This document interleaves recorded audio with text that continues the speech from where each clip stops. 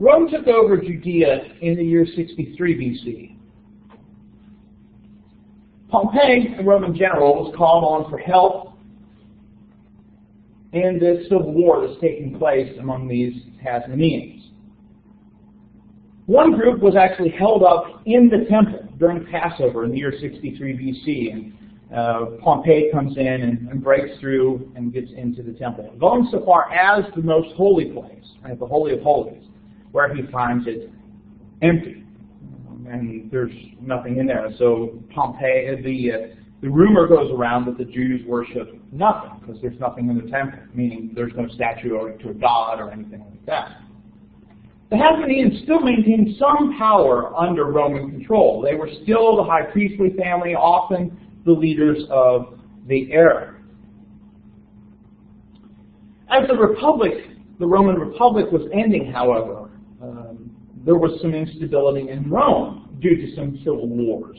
So, civil war had brought the Romans to Judea, but now Roman civil war is causing some problems as well.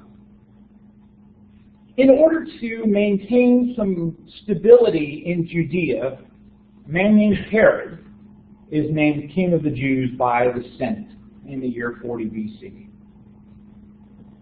He is officially the friend and ally of the Roman people.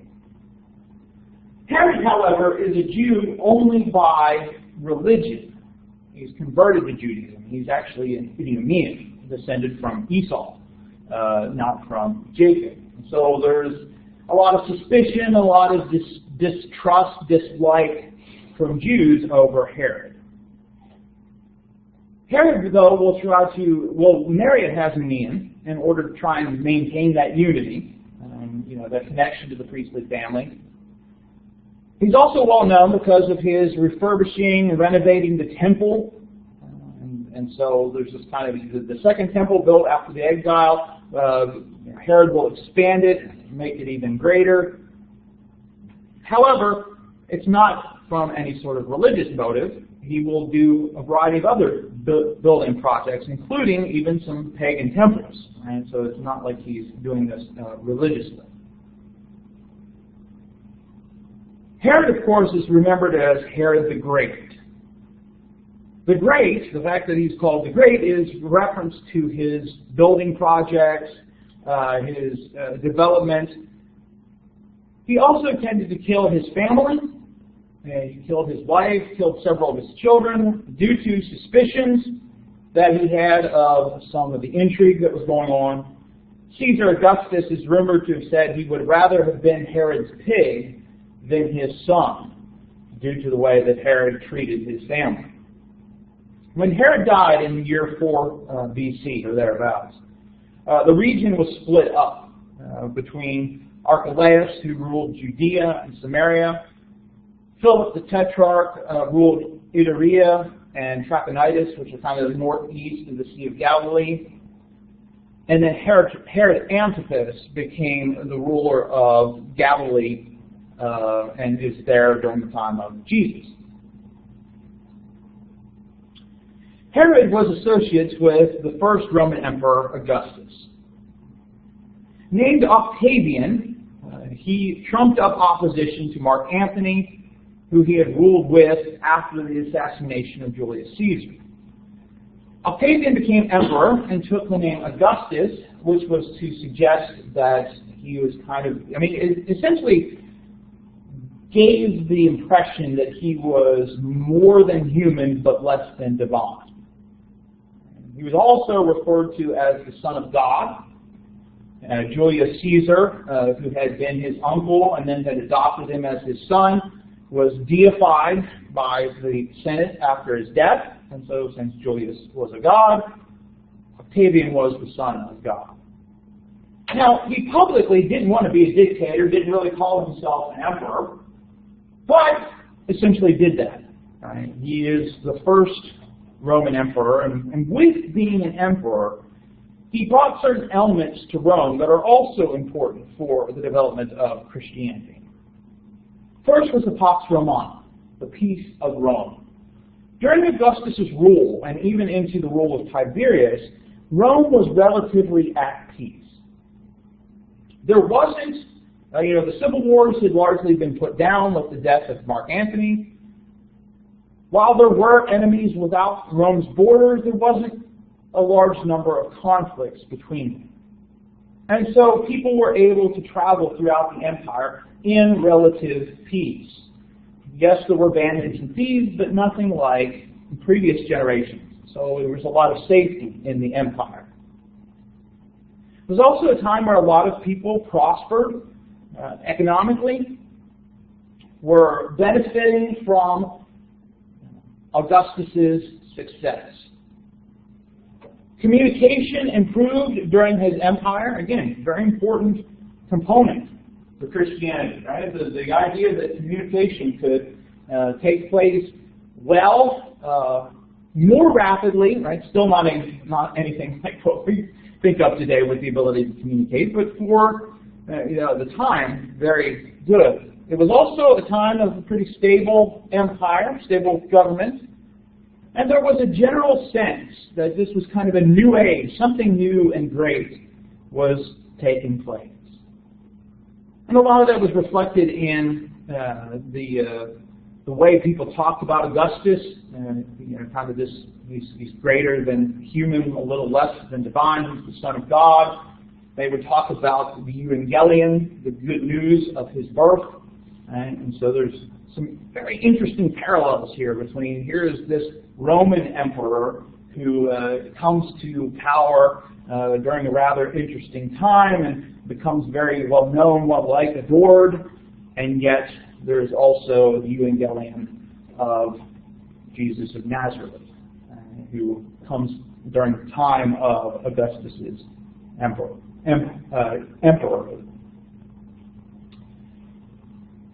But, as you probably know, of course, the rule of Rome, even though there was a lot of peace under Augustus, wasn't always something that everybody appreciated, especially the Jews. Throughout the first century, there were a few disturbances, some of which are recognized in the Gospels, some of which are discussed in Acts, usually offhandedly. And Gamaliel, for example, talks about a couple in Acts chapter 5. But the major revolts occur later in the first century. The governor at the time, a man named Florus, removed some money from the temple. Why does it always start with recognition? These Romans should have realized, right? If you do something to the temple, this is going to cause a problem. So the governor takes some money from the temple treasury, and that's kind of the last straw for some of the zealots. They rise up. More moderate Jews try to stop it, but it just kind of gets out of hand, and the people rise up against Rome. The emperor at the time is Nero, and he orders the general Vespasian to Jerusalem to end the revolts. Vespasian gradually moves down through Galilee into Judea, making his way to Jerusalem when he hears that Nero has died. And Vespasian is kind of convinced to go back to Rome and become emperor. And during this time, there's kind of another civil war, because you have Nero dies in 68. You have two people, Galba and Otho, who try to become emperor in the legions. And then there's another man named Vitellius who tries to become emperor as well. And then finally Vespasian will get in on that. And all of that takes place between 68 and 69. Right? And so there's like all those emperors within all of that. But he leaves his post to become emperor and leaves his son Titus in charge.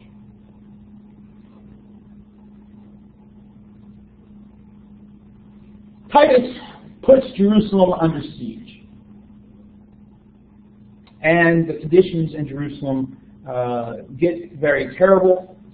Josephus records some of that. Eventually the siege is broken. Titus enters the city. And one of the major things taking place here in the year 70 is the destruction of the Second Temple. There's some belief that it was on some of the records seem to indicate that it's on the anniversary of the destruction of the first temple. Right? And so the same day of the year, the first temple destroyed by the Babylonians, the Second Temple destroyed by the Romans. That, however, doesn't end the revolts. There will be another revolt in 115, largely in Cyrene, Egypt, and Cyprus, not in Judea, but it is Jews revolting to try and get some rights. The last major revolt of Jews against Rome will take place in the 130s. A man named Simon is convinced to lead a revolt against the Romans. The emperor had proclaimed the forbidding of circumcision, had planned to build a temple to Zeus on what had been the Temple Mount. And so a prominent rabbi encourages him to lead a revolt. In fact, claims that he is the Messiah, and he is called Bar Kokhba. Bar Kokhba means son of a star, or translates to son of a star. The revolt, of course, is unsuccessful. It ends in 135. Jews are banned from Jerusalem. Many of them, of course, dissatisfied with Bar Kokhba, and so they refer to him as Bar Kozeba, son of a lie.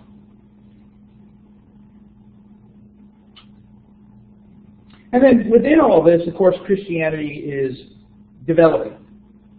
And as we'll talk about next week, this distancing between Christianity and Judaism, seen as two different groups. Any questions about any of the political developments?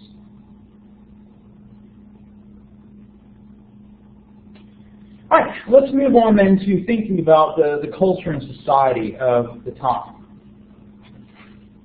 Now, certainly, as Christianity developed and it began to spread, it spread beyond the confines of the Roman Empire. In its infancy, though, a lot of the culture that Christians were interacting with were those three major ones: Greek, Roman, and Jewish. Now, I'm not going to focus on all the elements. I'm not going to give you a wide overview of here are all the things that Greeks believed about all these aspects, and here are the things Romans believed, etc. But I do want to point out some things that I think are important for us to notice as we're talking about the backgrounds of Christianity. And in a lot of that, our focus will be predominantly on Rome with just some references to Greece, because Greece, of course, very influential in shaping Roman culture at the time, but Greece as a power had deteriorated by the time of the development of Christianity. Let's start with thinking how society was organized during that time. Ferguson makes a point in his book Backgrounds of Early Christianity that Roman culture, Roman society was heavily stratified, but it was not closed. What does he mean by that? Well, it means that people fell into certain social classes, but unlike other places where you could not move up, in Rome, the potential existed for you to move up in society. You could move from the lowest rungs to the highest. But there were clear lines between social groups.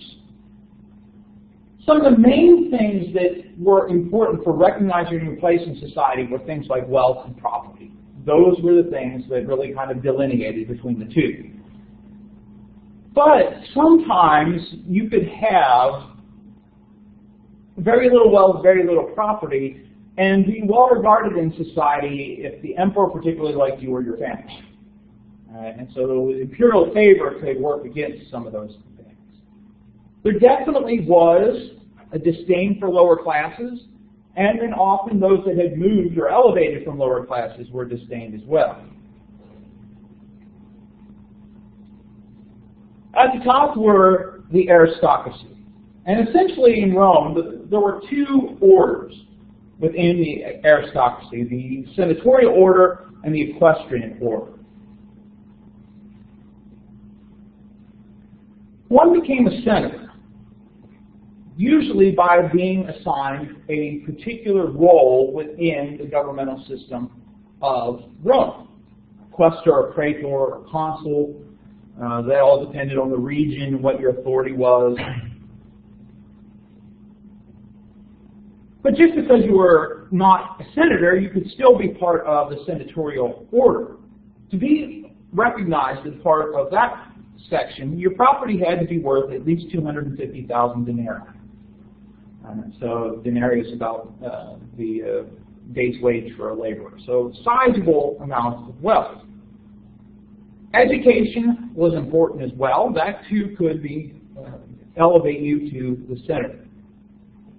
If you're connected to one of the old families of Rome, you too could fit into this class, even if your wealth was not that great anymore, as tended to happen to some of these older families. And so these older families would try to marry their sons, particularly, off to wealthy daughters. The equestrian order, equestrian referring to the knights, to be part of this class, you had to have property that was valued at least at 100,000 denarii. The distinction, though, between the two groups, the senatorial group and the equestrian group, was often an issue of politics, not economics. Promotion in the army was a way to get into the equestrian order. You could have certainly be born into it. If your father had been a knight in the Roman army and you were born, you would be part of the equestrian order. Business and trade were other important aspects bringing you into the equestrian order. Those that were senators tended to look down on business and trade. And so if you were part of this order, you would be in military or finance, business, administration. Below the aristocrats were the plebeians. These were people who were not in either of those two orders, but they were citizens. And so they still had citizenship in Rome. Below that were the freedmen. These were people who had been slaves at one point, but had gotten freedom. And we'll talk a little bit about how you can get freedom here in a little bit. Usually people that had been slaves and were freed tended to keep a relationship with their previous owner. They may or may not have stayed with the owner's household, would have been in maybe a patron-client type of relationship where you're free, but your former owner is still providing you support.